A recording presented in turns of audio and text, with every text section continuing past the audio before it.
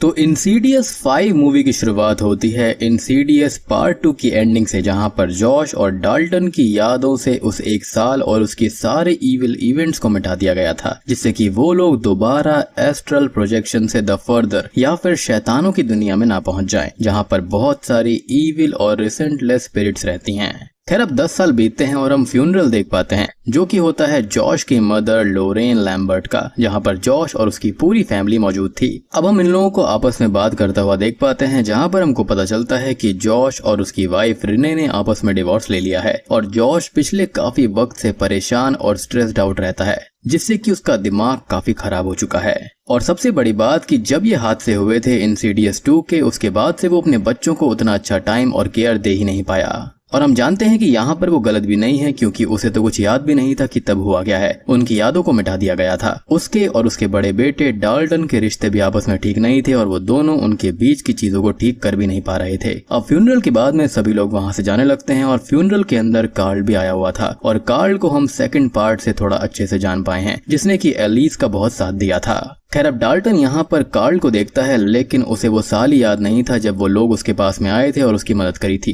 तो ऑब्वियस सी बात है कि वो उसको पहचानता कैसे, और वो तभी कार्ल से पूछ लेता है कि वो कौन है, और वो कह देता है कि वो लोरेन का ही एक अच्छा दोस्त है। खैर अब यहाँ से सभी लोग चले जाते हैं और जॉश भी जाने लगता है, जिसकी कार के पीछे हम एक शैडो को देख पाते हैं। और हाँ, ये एक स्पिरिट है, लेकिन ये किसकी ये हमको आगे पता चल जाएगा। अब जॉश यहाँ पर डाल्टन को उसके कॉलेज छोड़ने जाता है और उनके बीच के रिश्ते पहले ही खराब थे और उनके बीच में छोटी मोटी नोकझोंक हो जाती है। ये लोग यहाँ पर कॉलेज पहुंचते हैं, जहाँ पर डाल्टन ड्राइंग आर्ट्स पढ़ने वाला था। अब डाल्टन को उसके रूम में छोड़ते टाइम जॉश उससे बात करने लगता है और डाल्टन ने रिसेंटली ही लोरेन की एक ड्राइंग बनाई थी, जिस पर जॉश बोलता है कि डाल्टन ने कभी उसे ड्रॉ नहीं किया और वो तो फिलहाल उसके पास भी है। उसने अपने बच्चों के लिए कितना कुछ किया है, जबकि उसके खुद के डैड उसके साथ नहीं थे, जिन्होंने जॉश के बचपन में ही खुद को खत्म कर लिया था, जो कि इस कहानी के अंदर एक नया टेक है, यानी कि एक नई कहानी यहाँ पर जुड़ गई। खैर अब डाल्टन अपने पिता की बातों पर ज्यादा ध्यान नहीं देता और उनकी काफी बहस हो जाती है, जिससे कि जॉश वहाँ से चला जाता है। अब रूम के अंदर 2 लोगों को रहना था और डाल्टन के साथ क्रिस नाम की एक लड़की रूम शेयर करती है, जो कि रूम चेंज करने की रिक्वेस्ट डाल देती है, लेकिन चेंज होने में कम से कम 1 दिन का वक्त लगने वाला था, तो आज रात उसको वहीं पर रुकना पड़ता। खैर अब जॉश कॉलेज से बाहर आ जाता है। वो बहुत ही दुखी था और उन्हें लगता है क्योंकि उसके साथ में जो हो रहा था वो डिजर्व नहीं करता था। अब इधर डाल्टन और क्रिस आपस में बात करने लगते हैं, जहां पर बातों ही बातों में डाल्टन उसको बताता है कि उसे 10 साल पहले का 1 साल बिल्कुल भी याद नहीं है, जो कि उसे बहुत ही ज्यादा अजीब लगता है और उसे अब अंधेरे से भी डर लगता है। खैर अब अगले दिन जॉश डाल्टन को मैसेज करता है, जिसके अंदर वो कहता है कि डाल्टन की बात को वो समझता है और वो भी नहीं समझ पा रहा कि उसे हुआ क्या है, और वो जल्दी ही सब कुछ पता कर लेगा कि ये सब क्यों और कैसे हो गया। खैर तभी हमें डाल्टन को दिखाया जाता है, जो कि अपनी आर्ट्स क्लास में था और वहां पर वो अपनी टीचर को लोरेन की ड्राइंग दिखाने वाला था, लेकिन उसको लगता है कि ये अच्छी नहीं होगी, तो वो उसको फाड़ देता है। तभी उनकी प्रोफेसर सबको उनके मन के अंदर दबे हुए ख्यालों से ड्राइंग करने को बोलती है और डाल्टन अपने मन में झांक कर एक ड्राइंग बनाता है और ये ड्राइंग होती है एक डोर की, और ये डोर द फर्दर का वो डोर है जहां से डीमंस उनके पास आ सकते हैं, खासकर कि वो लिपस्टिक फेस डीमन, जो कि पहली मूवी और इस पूरी सीरीज का ही मेन एंटागनिस्ट है, यानी कि इविल है। खैर तभी डाल्टन को उस डीमन का हाथ हॉन्ट करता है और जॉश को भी अपने नाइटमेयर्स में वही रेड डोर दिखाई देता है, यानी कि यहाँ पर सारी चीजें आपस में जुड़ी हुई थी। अब डाल्टन की ड्राइंग में थोड़ा सा खून लग जाता है, तो वो उसको थोड़ा सा फैलाता है, जिससे कि वो डोर लाल हो जाता है और हम समझ पाते हैं कि यहाँ पर कहानी उसी रेड डोर के बारे में होने वाली है। और यहाँ पर सबसे बड़ी बात यह है कि जॉश और डाल्टन दोनों को ही वो साल याद नहीं है, यानी कि इंसीडियस 1 और इंसीडियस 2 के सारे हादसे उनको याद ही नहीं थे, क्योंकि ऑब्वियस ही बात है उनको भुला दिया गया था। खैर अब हम जॉश को देख पाते हैं, जो कि परेशान होकर अपना MRI स्कैन कराने गया था और स्कैनर के अंदर जाते ही वहाँ की लाइट्स चली जाती हैं। वो परेशान होकर हेल्प के लिए चिल्लाने लगता है, लेकिन कोई भी रेस्पॉन्स नहीं मिलता और अब उसको एक डिमोनिक वॉइस सुनाई देती है कि डोर ओपन हो चुका है, जिसके साथ ही उसको पार्कर क्रेन का गोस्ट हॉन्ट करता है, जिससे वो बहुत डर जाता है। और यहाँ पर हम तो पार्कर क्रेन को जानते ही हैं, जो कि है इनफेमस इंसीडियस सीरीज का villain the bride in the black. खैर अब जॉश फाइनली स्कैनर से बाहर आता है और डॉक्टर उसके पास में आता है। जॉश यहाँ पर डॉक्टर पर काफी गुस्सा करता है, लेकिन डॉक्टर कहता है कि वो तो स्कैनर के अंदर ही सो गया था और स्कैन काफी अच्छे से हो गया है,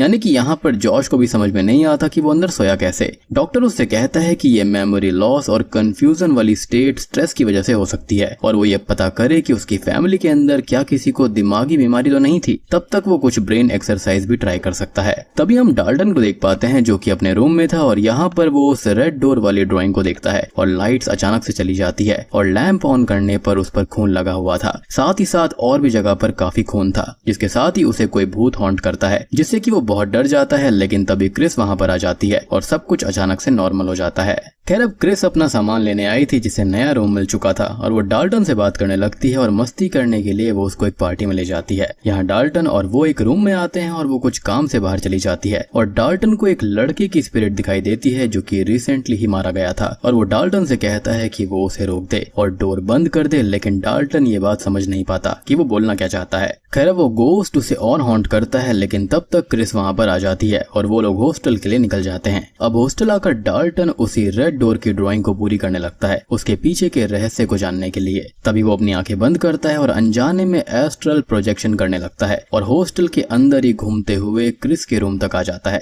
यानी कि उसकी स्पिरिट यहाँ वहाँ घूम रही थी और उसकी बॉडी वहीं पर थी, और वहां पर रखा हुआ इंस्ट्रूमेंट वो प्ले करता है, जिससे कि क्रिस जाग जाती है। और अचानक से ही डाल्टन की स्पिरिट अपनी बॉडी में वापस आ जाती है, जिससे कि वो जाग जाता है। खैर अब क्रिस उसके पास में आती है और पूछती है कि वो क्या कर रहा था। इस पर वो कहता है कि उसे भी नहीं पता कि अभी क्या हुआ है। वो सपने जैसी जगह में गया था, लेकिन वो सपना नहीं था, और उसे लगता है कि या तो वो किसी चीज के करीब जा रहा था या फिर कोई चीज उसके करीब आ रही थी। अब तभी हम जॉश को देख पाते हैं, जो कि अपने घर पर था और यहाँ पर उसे कोई स्पिरिट हॉन्ट करती है, या फिर यूं कहें कि उसके पास आने की कोशिश करती है, लेकिन वो तुरंत ही गायब भी हो जाती है। और हम जानते हैं कि इन दोनों के पास में एक गिफ्ट है, जो कि है एस्ट्रल प्रोजेक्शन का। ये जैसे ही अपनी आंखें बंद करते हैं, ये पहुंच जाते हैं द फर्दर में, यानी कि एक ऐसे डायमेंशन में जहां पर ढेर सारी स्पिरिट्स और डीमंस रहते हैं। खैर अब उसे एक बॉक्स मिलता है जिस पर किसी का नाम लिखा हुआ था, और वो उसको ओपन करके देखता है तो इसके अंदर उसकी मदर और उसके डैड की फोटोज थी, और जिस स्पिरिट ने उसको हॉन्ट किया था ना, वो उसके फादर की ही थी। और जैसा कि मैंने कहा था कि उसको रिफ्लेक्शन में एक स्पिरिट दिखाई दी थी, तो वो कोई और नहीं, वो उसके डैड की ही स्पिरिट थी। खैर अब हम डाल्टन को देखते हैं, जो कि उस पेंटिंग के बारे में पता लगाने की कोशिश कर रहा था। अपने छोटे भाई से भी पूछताछ करता है, लेकिन उसको कुछ खास समझ में नहीं आता। हालांकि उसने अपनी मेमोरीज के टुकड़ों से एक साया भी उस डोर के सामने बना लिया था, लेकिन ये किसका साया है ये फिलहाल हमको नहीं पता।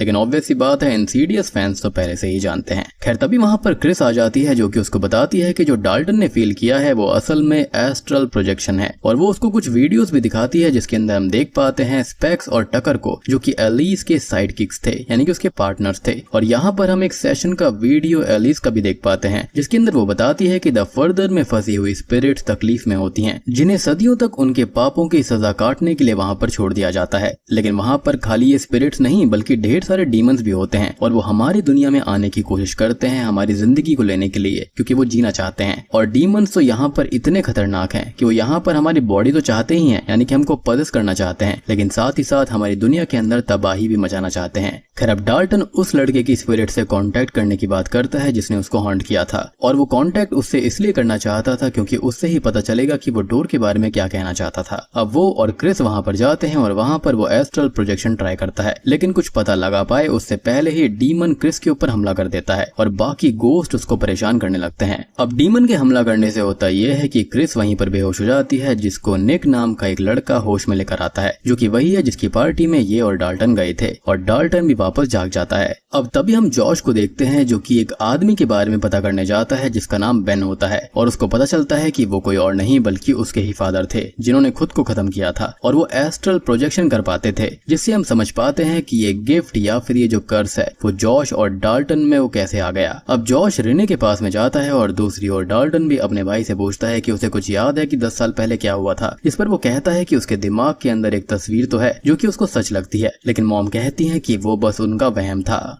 यानी कि पूरी फैमिली को यहाँ पर सब कुछ पता था, लेकिन इन दोनों को कोई बताना नहीं चाहता था, क्योंकि ऑब्वियस सी बात है अगर इनकी मेमोरीज वापस रिकलेक्ट हो जाती हैं तो ये फिर से एस्ट्रल प्रोजेक्शन करने लगेंगे, जिससे कि इनकी फैमिली के अंदर फिर से तबाही मच जाएगी। लेकिन अनजाने में ही यहाँ पर जॉश और डाल्टन दोनों ही एस्ट्रल प्रोजेक्शन कर रहे थे। खैर अब डाल्टन उस पेंटिंग को पूरा करता है तो उसमें असल में जॉश ही था हैमर के साथ में, और ये यादें तब की हैं जब जॉश ने पजेस होकर उसको खत्म करने की कोशिश करी थी पार्ट 2 के अंदर। और हम जानते हैं कि जॉश को उस पार्ट के अंदर पार्कर क्रेन की स्पिरिट ने ही पजेस किया था। अब डाल्टन बहुत ज्यादा परेशान होने लगता है, और दूसरी ओर जॉश भी रिने से बात करता है और उसको बताता है कि बेन का उसकी मदर के लिए आखिरी नोट ये था कि सब कुछ उसके साथ खत्म होगा, लेकिन क्या खत्म होगा इस बात को वो नहीं जानता है। खैर अब हार कर उसकी बीवी रिने उसे सब कुछ बता देती है जो कि पहले हुआ था, उसने क्या किया था, उसके साथ में क्या हुआ था, सब कुछ बता देती है। अब ये सब सुनकर वो बहुत दुखी हो जाता है कि उससे ये सब छुपाया गया था। हालांकि रिने बताती है कि ये सब कुछ रोकने के लिए था, उसकी यादों को दबा दबाना जरूरी था और वो बच्चों को नहीं समझा पा रही थी कि क्या हुआ है और झूठी कहानियां भी नहीं बना पा रही थी और इसलिए ही वो लोग अलग हो गए थे। खैर अब तभी वहां पर डाल्टन का छोटा भाई फॉस्टर आ जाता है और डाल्टन की बनाई हुई पेंटिंग को देखता है जिसके अंदर पजेस्ड हालत में जॉश था। अब हम डाल्टन को देखते हैं जो कि एस्ट्रल प्रोजेक्शन में चला जाता है और अब वो उस वक्त को देखता है जब जॉश पजेस होकर सबको मारने वाला था और तब यंग डाल्टन अपने रियल फादर जॉश की सोल को द फर्दर से वापस लाने के लिए एस्ट्रल प्रोजेक्शन में जाता है और उनको ढूंढने लगता है। ये सब हमने पार्ट 2 के अंदर देखा था और यहाँ पर पजेस हुआ जॉश उसको खत्म करने ही वाला होता है और इंसीडियस 2 में तो एलिस उसको बचाती है, लेकिन यहाँ पर खुद टीन डाल्टन यंग डाल्टन को बचाता है। आपको याद होगा कि बीच बीच में मूवीज के अंदर कुछ वियर्ड सी मोमेंट्स होती हैं, यानी कि जब ये लोग एस्ट्रल प्रोजेक्शन के अंदर जाते हैं तो यहाँ पर टाइम मैनिपुलेशन भी होता है और हम बहुत ही वियर्ड सी मूवमेंट्स को देख पाते हैं जिसके बारे में कोई भी समझ नहीं पाता। तो यहाँ पर ये वही है, जैसे कि यहाँ पर एलिस ने एक लड़की को बचाने के चक्कर में ये रेड डोर ओपन कर दिया था और उसको ऐसे ही छोड़ दिया था, जिसके चलते ही यहाँ पर बचपन में यंग डाल्टन पजेस हो गया था। और इस मूवी के अंदर टाइम का बहुत ही ज्यादा मैनिपुलेशन किया जाता है, लाइक आप बहुत ही पुराने मोमेंट के अंदर भी जा सकते हो। खैर अब वो खुद को किसी अजीब सी जगह पर पाता है और यहाँ पर उसकी मेमोरी से जुड़ी बहुत सी चीजें थी जिससे उसे उस साल का सब कुछ याद आ जाता है। अब हम उसी डीमन को देख पाते हैं जिसने यंग डाल्टन को भी पकड़ा हुआ था और वो डीमन उसके सामने आकर खड़ा हो जाता है जिससे कि वो जाग जाता है। लेकिन यहाँ पर असल में हुआ ये था कि उस डीमन ने फाइनली डाल्टन की बॉडी को ही ले लिया था जो कि वो हमेशा से चाहता था। और अब तभी वहां पर क्रिस भी आ जाती है जिससे कि वो डीमन खत्म करने की तैयारी करने लगता है। तभी हम जॉश को देख पाते हैं जो कि एस्ट्रल प्रोजेक्शन में जाता है और डाल्टन को ढूंढने लगता है क्योंकि अब भी उसको ही अपने बच्चे को बचाना होगा। वो डाल्टन को ढूंढता है जो कि उससे कहता है कि उसने सबको मारने की कोशिश करी, लेकिन जॉश क्लियर करता है कि उसने किसी को नहीं मारा था, ना ही उसने ऐसी कोई कोशिश करी थी और जो कुछ किया था या फिर करवाया वो डीमंस ने करवाया था जो कि डाल्टन को भी कंट्रोल कर सकते हैं, इसलिए उन्हें यहाँ से निकलना पड़ेगा। बेसिकली यहाँ पर डाल्टन की रियल स्पिरिट को अपनी बॉडी के अंदर वापस जाना होगा ताकि वो डीमन वहां से बाहर निकलकर अपनी दुनिया में चला जाए। खैर अब वो लोग वहां से भागने लगते हैं और रेड डोर के बाहर निकल जाते हैं और जॉश डोर को होल्ड करके रखता है कि उन्हें यहाँ पर सब कुछ रोकना पड़ेगा, जिस पर डाल्टन कहता है कि वो नहीं रोक पाएंगे, लेकिन जॉश कैसे भी करके डीमन को यहीं पर रोकेगा और वो डाल्टन को यहाँ से जाने का बोलता है।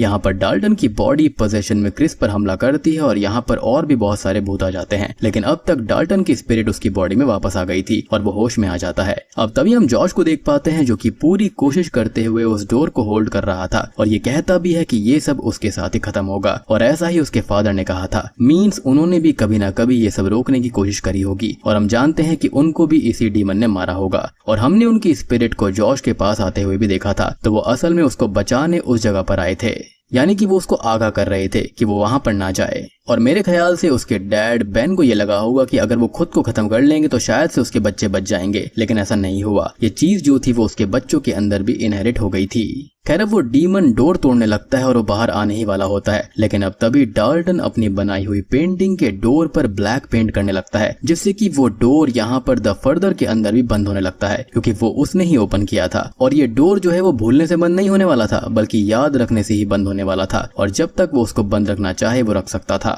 अब जैसे ही डाल्टन अपनी पूरी की पूरी पेंटिंग को रंग देता है तो उसके बाद में क्रिस उसको बोलती है कि उसे इस पेंटिंग को जलाना होगा, लेकिन डाल्टन बोलता है कि इसको अपने पास सेफ रखना होगा, इसको महफूज रखना होगा ताकि ये फिर से ओपन ना हो पाए। यानी कि इनकी मेमोरीज को मिटाना बिल्कुल भी सही नहीं था और यहाँ पर जो एलिस थी उसने ये काम गलत किया, या फिर ये कह सकते हैं कि उसने फ्यूचर देख लिया होगा। खैर अब तभी जॉश भी वापस अपनी दुनिया में आ जाता है और सब कुछ ठीक हो गया था और डाल्टन के साथ उसके रिश्ते भी अच्छे हो गए थे और फाइनली डाल्टन ने जॉश की पेंटिंग बनाई थी जिसके अंदर पहली बार जॉश डाल्टन को द फर्दर से बचाकर ला रहा था और ये देखकर यहाँ पर जॉश बहुत खुश होता है। खैर अब जॉश जैसे ही बाहर आता है तो उसको यहाँ पर एलिस की स्पिरिट दिखाई देती है जो कि उसको कहती है कि उसने काफी अच्छा काम किया और उनका फ्यूचर काफी ब्राइट है, लेकिन बस उसको एक बात का ध्यान रखना होगा कि वो एस्ट्रल प्रोजेक्शन करते हुए कहीं फर्दर में बहुत ज्यादा दूर न चला जाए। खैर अब तभी हम एक पोस्ट क्रेडिट सीन में देख पाते हैं जहां पर वही डोर हमको दिखाई देता है जिसके आसपास कुछ हलचल होती है, यानी कि यहाँ पर ये चीज अभी खत्म नहीं हुई है और अब ये डीमन और सारी की सारी स्पिरिट्स उस इंसान को ढूंढेंगी जो कि यहाँ पर एस्ट्रल प्रोजेक्शन कर पाएगा।